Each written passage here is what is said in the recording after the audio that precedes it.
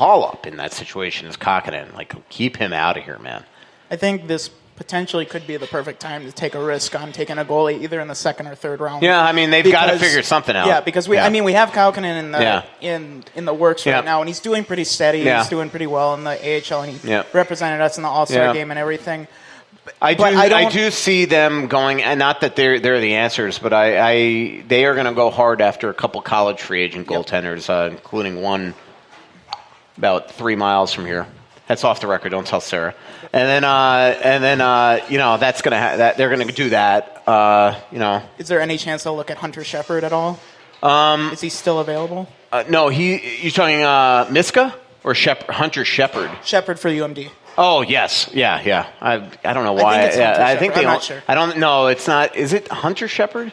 Maybe I'm getting mixed up. Yeah. It was Hunter Miska at UMD, but there's Shepard at UMD. I don't know if it's Hunter. I was watching the prospects but there's a couple local goalies that they're going to go after. Yeah, Robson, Shepard.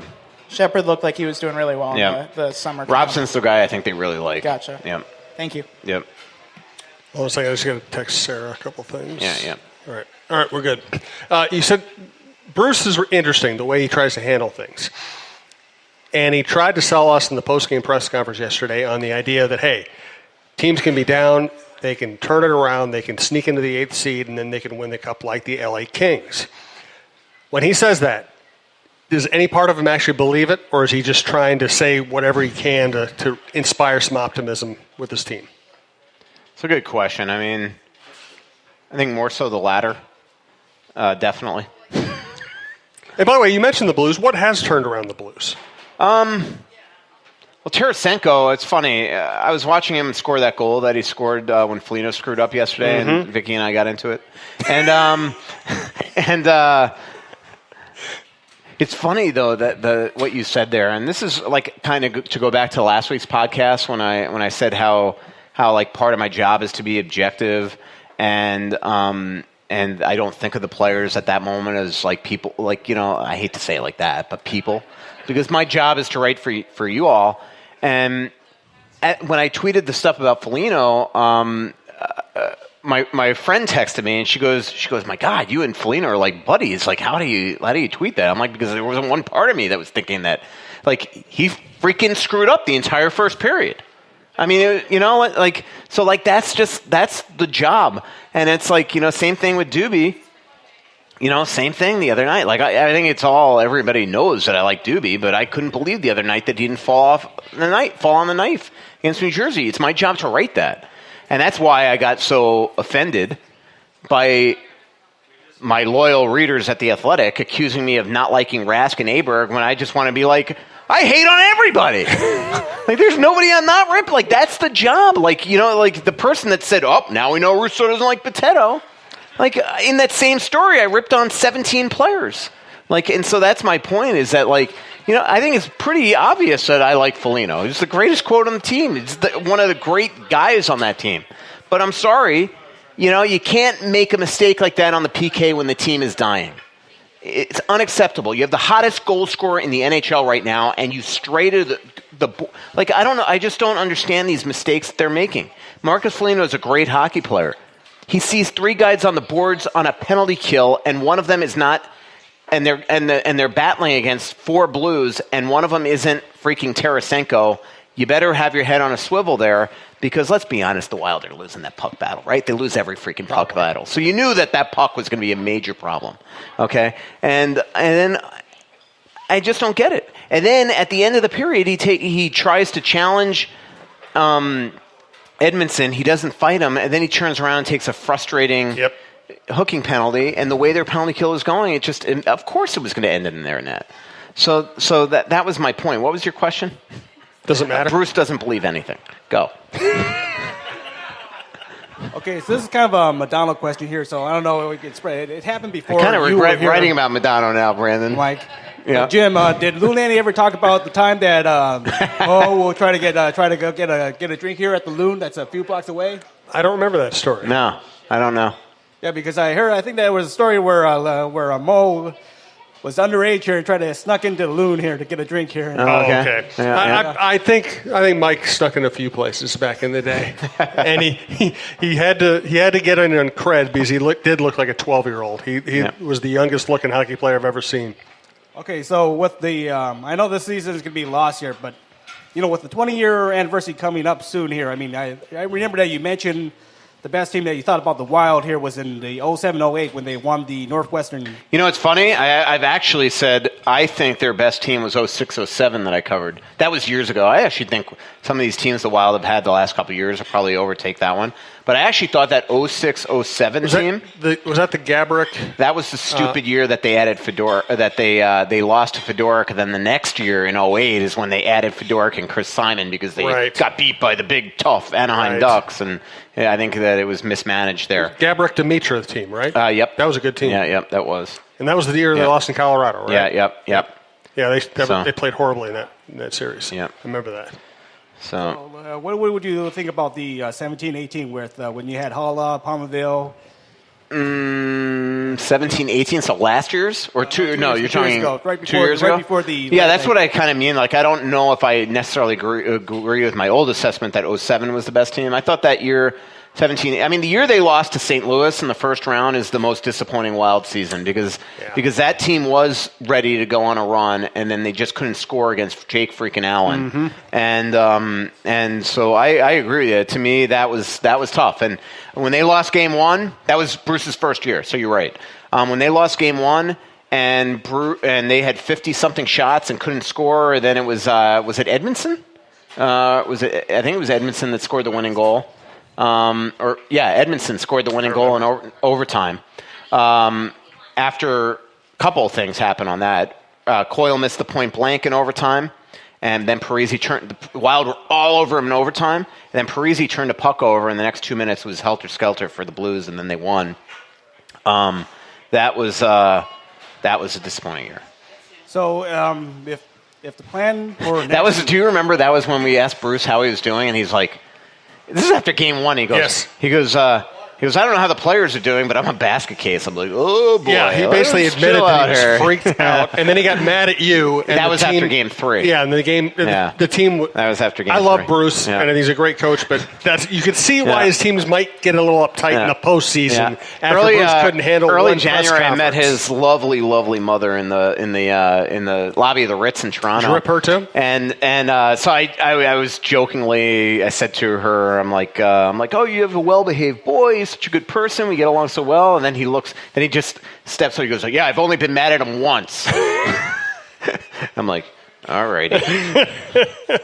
So just follow up here with Bruce here. If the next few years, it's basically, I like to use the word tank here, but you don't have. You're just basically trying to stock up here.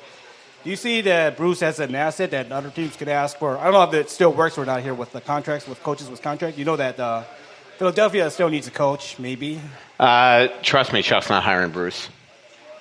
Mm-hmm. Well, what do you think about Anaheim? Would Murray take Bruce back here?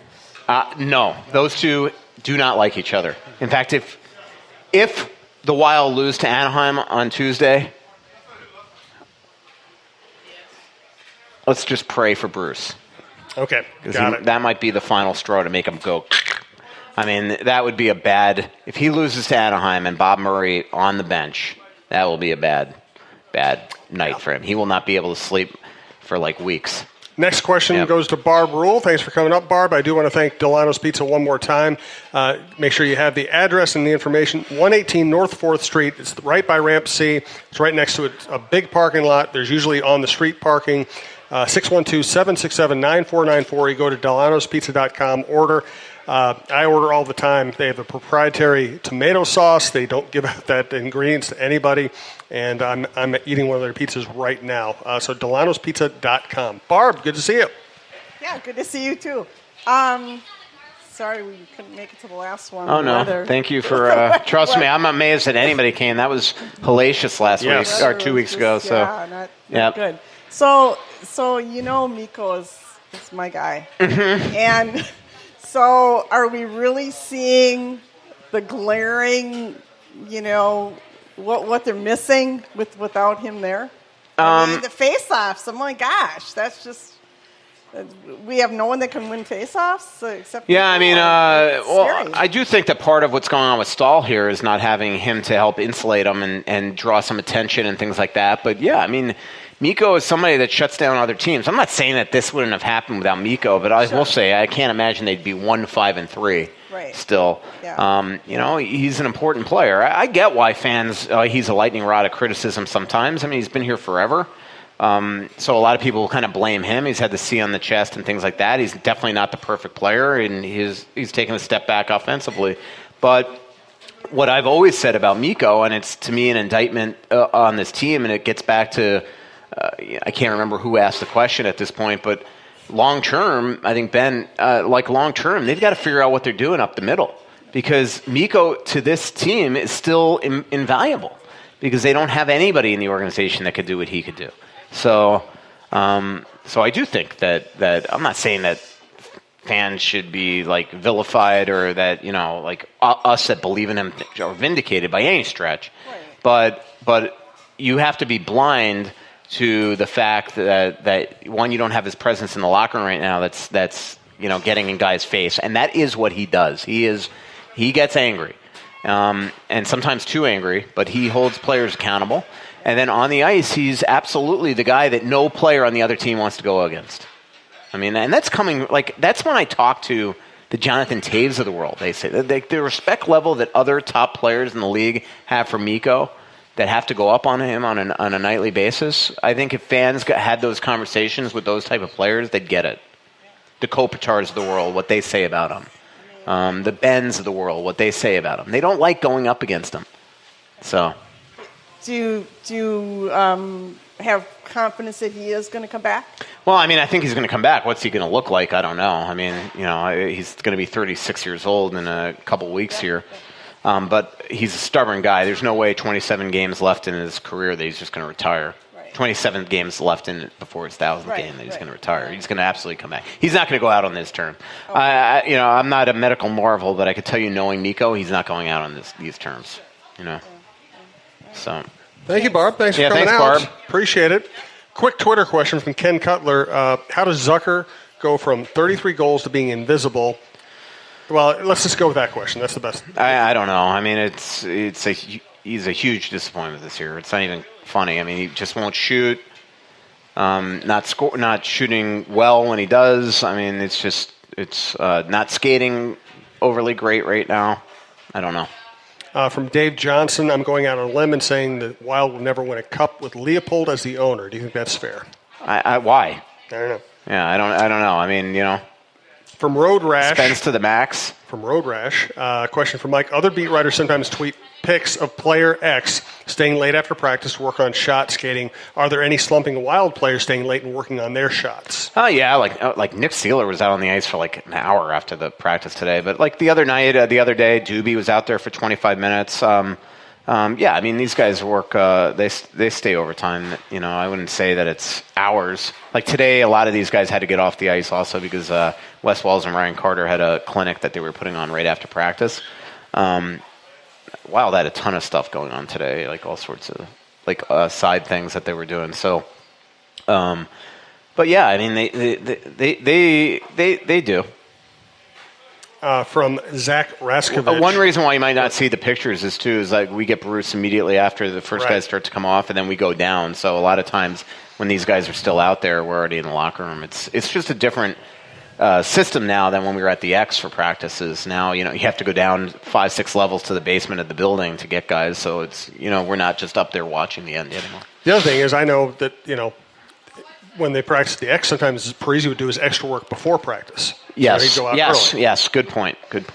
From Zach Raskovich, would love to get your over-under on the Wild having a 38% shot at making the playoffs. Just read Dom's latest tracker by The Athletic. 38%, is that about right or is that high? I don't know. I mean, nobody knows. I mean, there's just, that's again the so disappointment about this team is like when healthy and when healthy in their mind, they're a better team than Vancouver. They're a better team than Arizona. They're a better team than Colorado. And like of all years for them to just absolutely melt down like this, you know, and one of these teams are going to make the playoffs, and it's probably going to be Chicago. I mean, you know, it's just crazy to me. It's such an indictment on this conference right now that the Wild can win 1 of 9 games this month and still be in a playoff spot going into tonight. It's crazy. And that's what's so disappointing about it. What if they just had 3 wins?